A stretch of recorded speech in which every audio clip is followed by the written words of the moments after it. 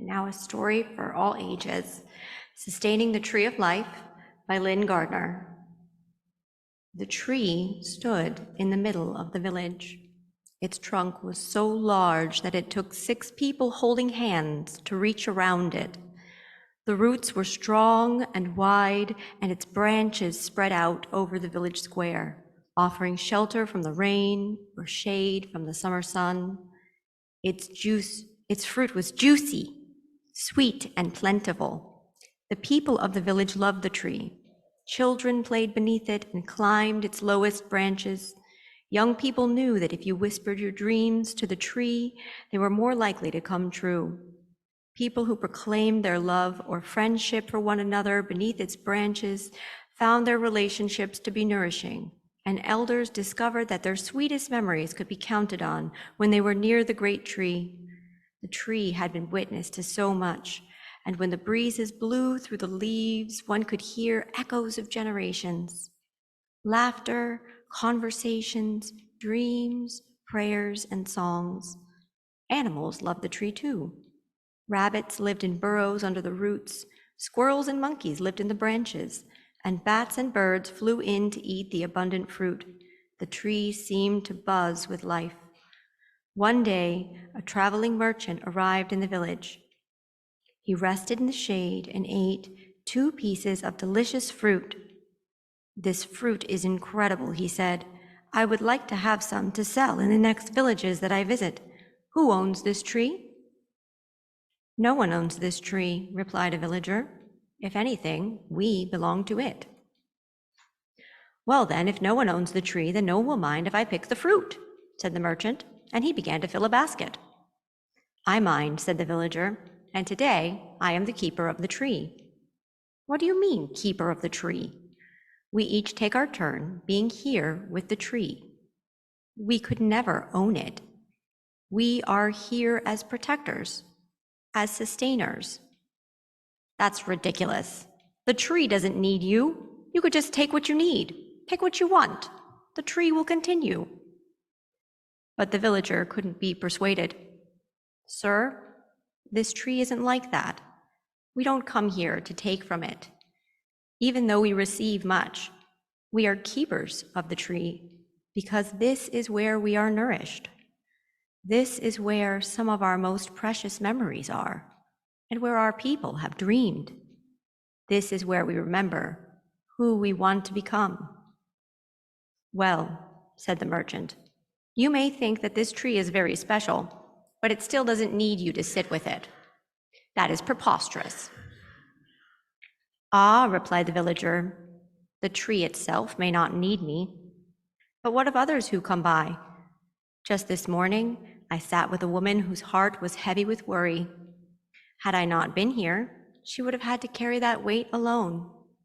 And this afternoon, a tired couple came by, and they rested with me.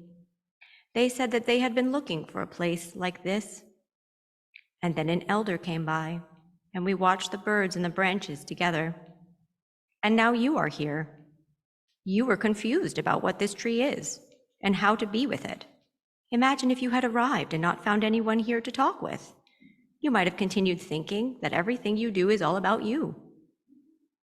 Luckily for you, my friend, I am here to let you know that when you care for the tree of life, it becomes about so much more than just you." And the merchant sat for a while in the shade, thinking about these ideas that felt new and a little challenging. And the sun went down. He picked up his bag and headed out of the town, whistling a song that he hadn't thought of in years. On his way, he shared a smile with each person he met, his heart feeling strangely light and joyful. And the people of the village? They continued to sustain the tree of life, to care for one another, and to share their gifts with grace and gratitude. May it be so for each of us.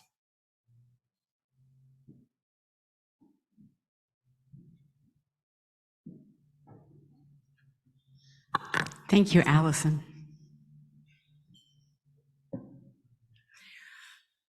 Well, by the looks of the program cover, we're in the wrong congregation. The very New Englandy steepled church building you see on the cover is the first church and parish of Dedham, Massachusetts. It is the first church in Dedham, founded in 1638. And I chose to picture it here because it's what I consider the proto-Unitarian church of our faith.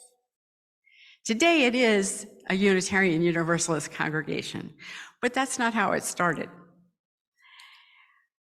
Despite its beginnings in Calvinist Christian orthodoxy, the people of the first parish in Dedham, Massachusetts are our Congregationalist forebears. And by that I mean they gave us the form of governance we practice to this day as Unitarian Universalists. But in 1638, it was unprecedented. Those early intrepid settlers of New England gave us Congregationalism, a form of church governance with a high degree of polity or autonomy held by the membership with no clerical hierarchy like that of the Church of England from which these particular settlers had fled. No deacons, no priests, no bishops. Those Puritans, as they were derisively called in England, wanted nothing more to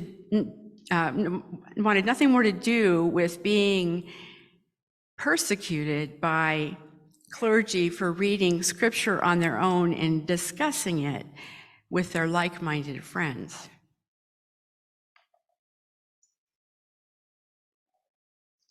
So when the settlers of Dedham began to consider how they would do church, they were clear that it would be a bottom-up, broadly lay-led structure in which elders who earned the respect of the community oversaw the affairs of the church, and where a member who showed promise as a preacher was called from within the congregation. Relationships were important to these folks, as was the conduct of those they shared the small settlement of Dedham with. And it was about 30 families in all at that time. Having fled the familiarity of their homeland to relocate to a wilderness, the settlers had to build trust in each other. And even though these settlers were all from England, they were not acquainted with one another. Thus, it's interesting how the Dedham folks went about creating a church in the wilderness for themselves. They did it by not talking about a church structure for a year. Unitarian Universalist minister Alice Blair Wesley back in 2000 gave a series of lectures on covenant and the free church. In her research, Wesley studied the original handwritten notes and minutes of the meetings that took place during the year 1637 in Dedham. On Thursday nights, the Dedham folks met in each other's homes. In their words, quote, to lovingly discuss, consult, and be further acquainted with each other's spiritual temperament and gifts. Of course, the original writing was in Old English, but that's the way it translates to modern English. Anyone who lived in the town could attend. Topics were chosen ahead of time, and there were guidelines for these discussions, such as taking turns speaking one's own truth, and no arguing. As Calvinists, these Dedham folks would seem inclined to talk about fire and brimstone, sin and human depravity, but the original records of their meetings reflected nothing of the kind. Wesley found the most commonly used word among the meeting notes, love. The discussion topics rather than scriptural were about civility, because they knew that having experienced what they had back in jolly old England, they knew that just, peaceable, and reasonable laws were necessary as a precedent to the good functioning of the free church, free of hierarchy, clerical hierarchy, and free of orthodoxy. And by the time they established the first parish in Dedham in 1638, they knew that the members of a church free of hierarchy and orthodoxy should be joined in covenant. And by covenant, I mean that they joined in a sacred promise to be loyal religiously and in a spirit of love. Now, eventually, more of these kind of congregations sprung up all over New England, and it gave way to the Cambridge Platform, which is a document establishing the Congregationalist polity that we operate under today. This means that we are self-governing and self-supporting. And in that, we are grounded in a covenant of love, and everything we do springs from that grounding. We repeat that covenant with each other every Sunday. As I said last Sunday, the quality of love that keeps us together is not fleeting or fickle, yet it presents a challenge, especially as we live in the tension between the individual and the communal. Yet religious freedom and freedom of conscience come with responsibility, a responsibility to the community that holds the space for that freedom. And as members of this fellowship, we must hold our diversity of thought with a spirit of unity. We must remember that our notions of free in faith, diverse in thought, comes the responsibility for the good of the whole of this fellowship. And this is where Love's Practicalities, as my subtitle,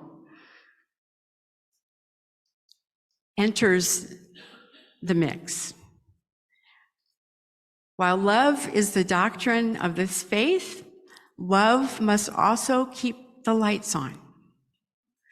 While we seek the truth in love, we are the only ones who will provide the financial support for the many ministries of our fellowship. This is a very active congregation. And what you do is ministry, shared ministry.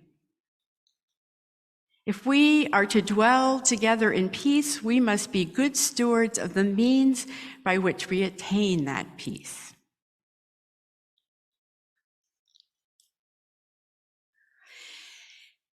Many of us come into this free faith at first almost necessarily as consumers more than supporters.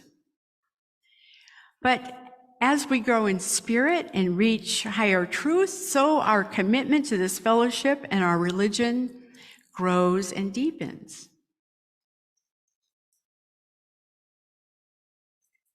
Growth of the Spirit, I hope, enlarges our generosity.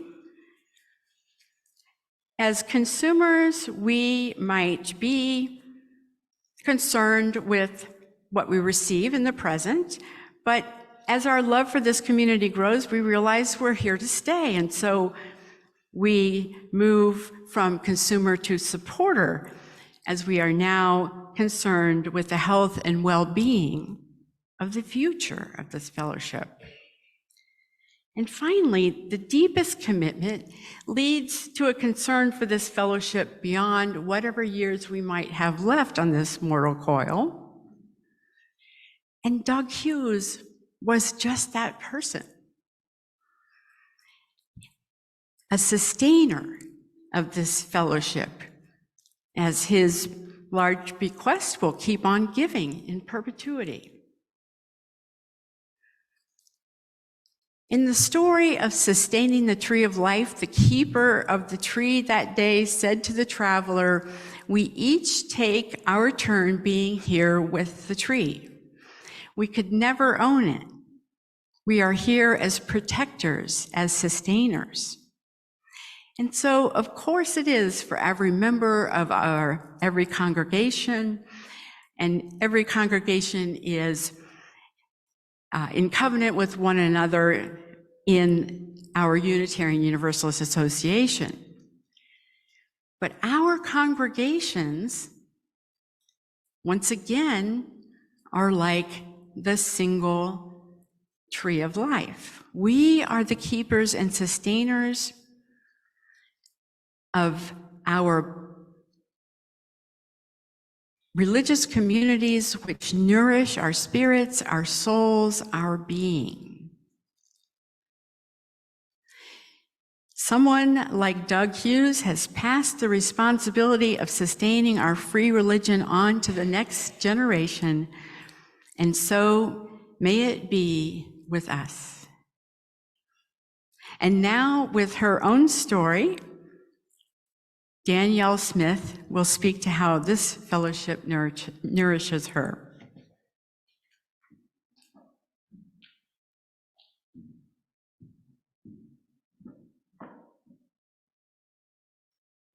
Good morning. UUFBR was part of my life before I even moved to Florida. I made sure that there was a UU congregation that was going to be near where I was living before I gave the yes to moving to my mother. I had to make sure that I was going to have what has become my spiritual home. And now that my family is spread across the country, you all have become even more important in my life. And just like real life, you have to pay your rent or your mortgage for your home. And UUFBR has so much to offer our community, but it does cost money. And that is why we are asking you to be as generous as you can when making your yearly donation pledge. However, I know that many people, myself included, do not really have much money to give, but there are other ways that you can support our vibrant community. Personally, I have volunteered as an OWL teacher, a greeter, a Zoom chaplain, and I have even worked in the office. So you always have ways to support our community, whether it be time, talent, or treasure. And please do not discount the importance of giving your time and talent to our community. And please never feel bad or embarrassed about, how much money you're able to give, whether it's a lot or just a little bit. But please do give of your time, talent, and or treasure, because they are all just as valuable. Thank you.